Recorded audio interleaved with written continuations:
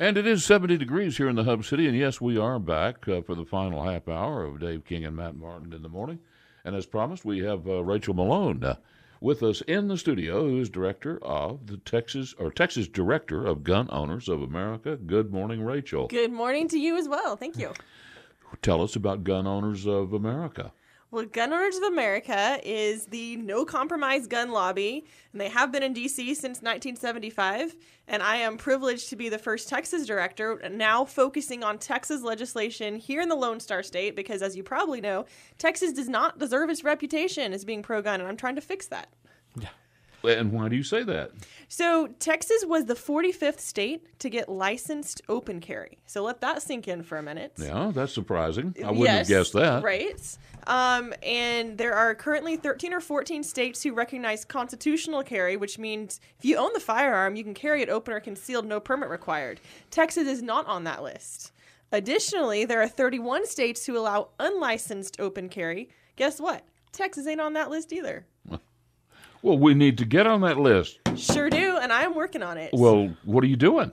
So a couple of different things. So as the grassroots gun rights lobbyist here in Texas, I'm talking to representatives and to our legislators in Austin and trying to help them understand the issues and get rid of some of the irrational fears about these issues.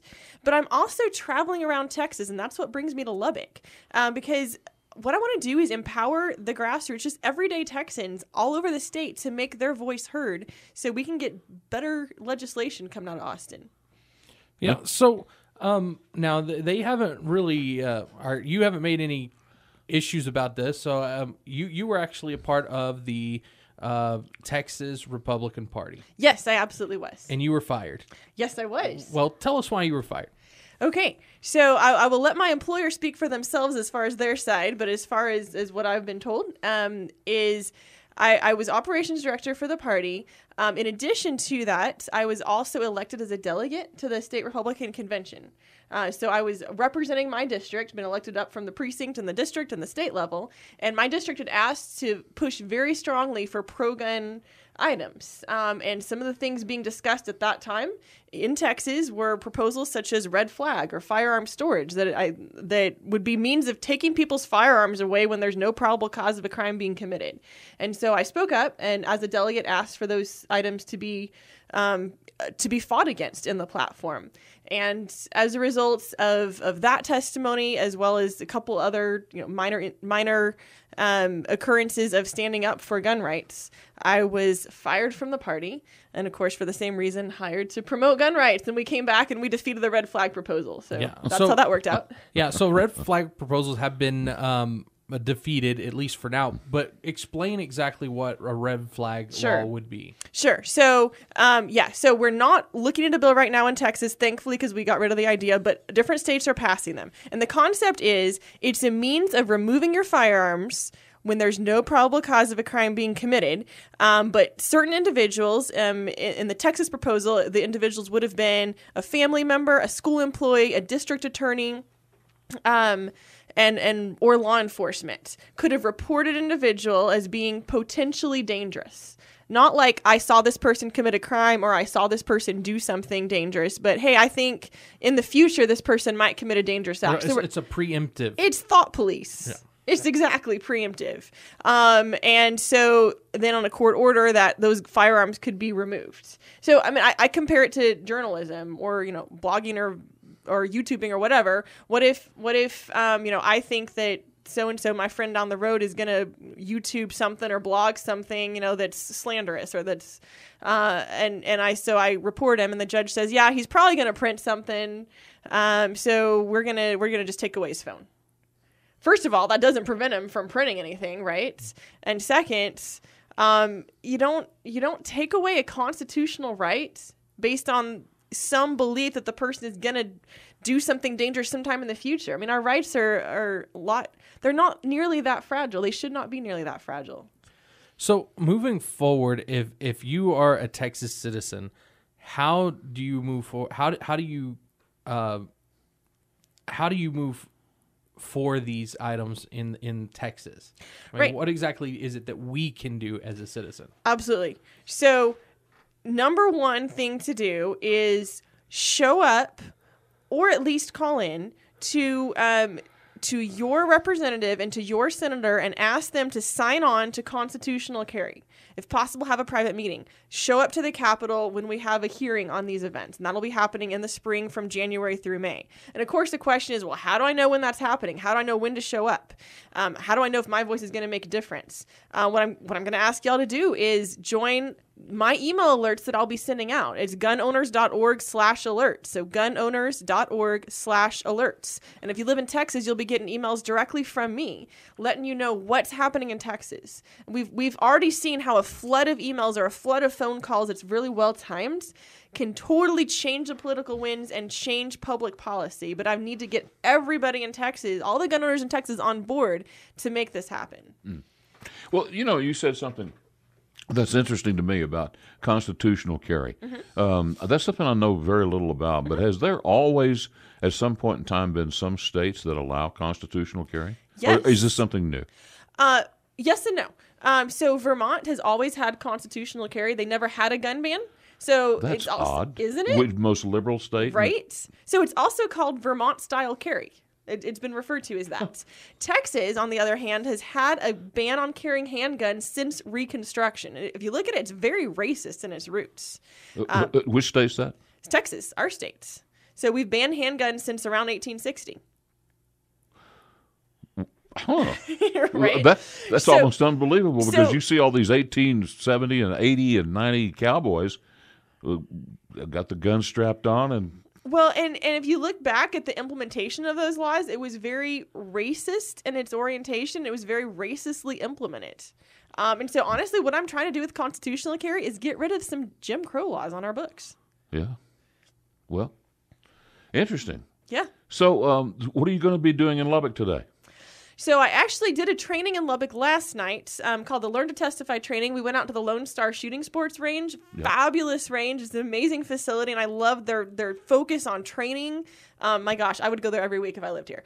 And they did not pay me to say that. But it was fabulous. We had a training there telling people how to get involved, how how everyday citizens with very little time can actually be effective advocates for the issues that they care about. And I'll be traveling on to Abilene later today for a luncheon with some activists. It's open. And then to Fort Worth tonight for another meeting. Well, busy. Very busy. So is Texas moving in the right direction at this time?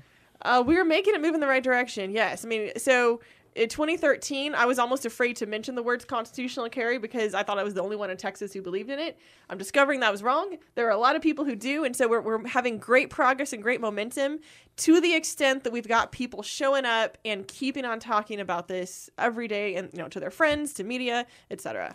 Okay, so one of the big things that do you see any movement as far as getting teachers to be able to carry weapons in the classroom? Hey, let's take a break and come back with that after this. Very good. Okay? Can we do that? I didn't mean to spring that on you, but it is 8:16, and again, 70 degrees in the Hub City. High today, 85 with a 20% chance of rain. News Talk, 95.1 FM, 790 AM. This is KFYO Mornings. Dave King and Matt Martin here. And again, coming back on the air with Rachael Malone, who is the Texas chair of the Gun Owners of America. And Matt, you were asking Rachael a question. Yeah.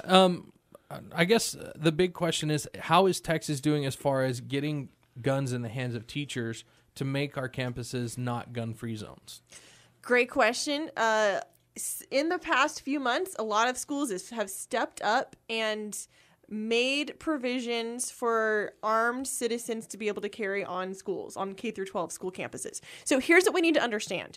With current Texas law, the school boards have complete authority to allow carry by whomever they choose. So, a silly example, they could say whoever's wearing a blue shirt may carry today, or whoever is, their name starts with B or C or D, they may carry today, right? So another way of saying it is they could say whoever has a license to carry may carry. Whoever is on the school campus may carry. It's already against the law to murder. It's already against the law to assault. So they're not allowing for the bad guys to carry guns and commit violence. They're allowing for the good guys to carry and be able to have a fighting chance at saving their own lives. So there are over 800 school districts, little over 800 school districts in Texas. Over 200 of them now have made provisions for at least teachers, if not other armed citizens, to be able to carry on campus. Okay, so I guess my standpoint, I think instead of putting it in the hands of the school boards, the state just needs to open it up. Oh, yeah. Is there any movement at all to make that happen? So the two issues that I am going around and promoting in the Capitol with GOA are constitutional carry and ending gun-free zones. Mm-hmm. So, yeah, even though the school boards have the ability to now... Now, when you say ending gun-free zones... Yes. Let me clarify.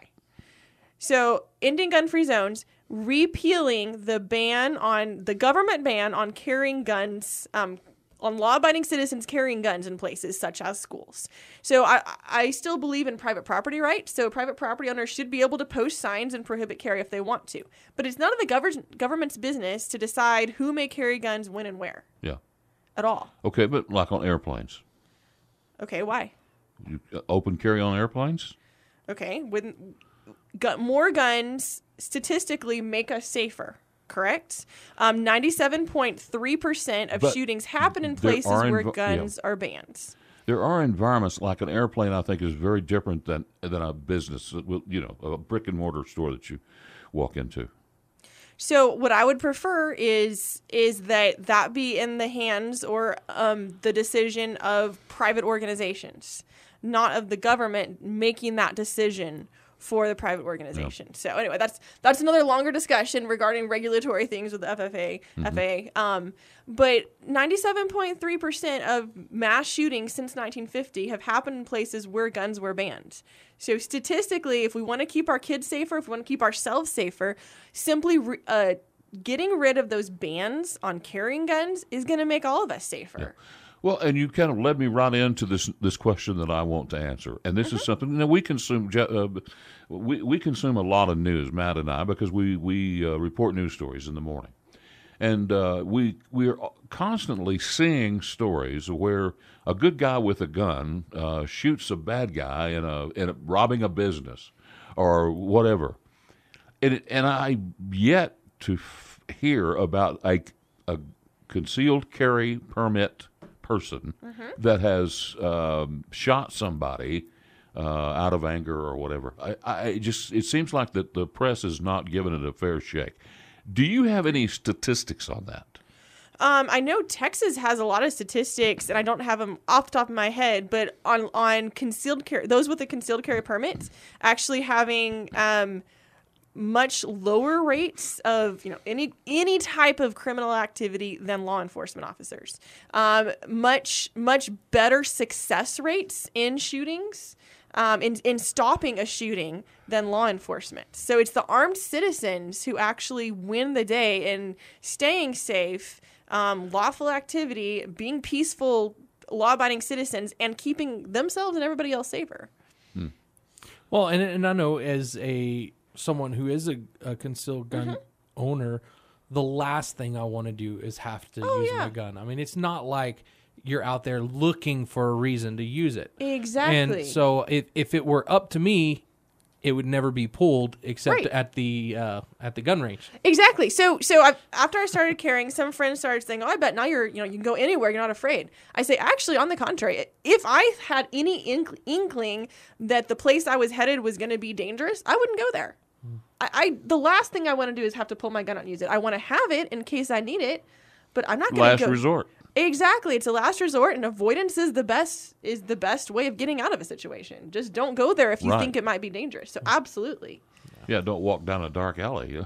Exactly. And I think carrying a gun makes me more aware of my surroundings, right? And less likely to head into a situation in which I might find myself vulnerable. Well, tell me, what chances do you think we have of having a constitutional carry in Texas?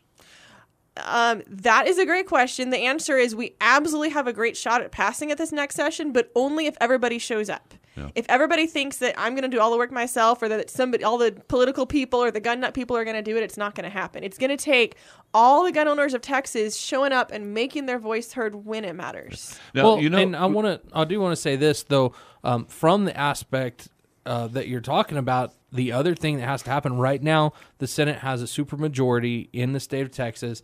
You have to get out and vote because that's your first line. You have to get out and vote. You have to make sure that those people that are that believe in the right to carry a gun are there in the first place. Because if they're not there, it doesn't matter how many people get up and scream and yell, they're not going to listen to you. That's right. You got to get them in office, and then you got to hold their hands all the way through it. You got to keep them accountable and keep letting them know that they have your full support and backing for supporting strong gun measures like constitutional carry, like repealing the prohibitions on law-abiding citizens carrying their handguns.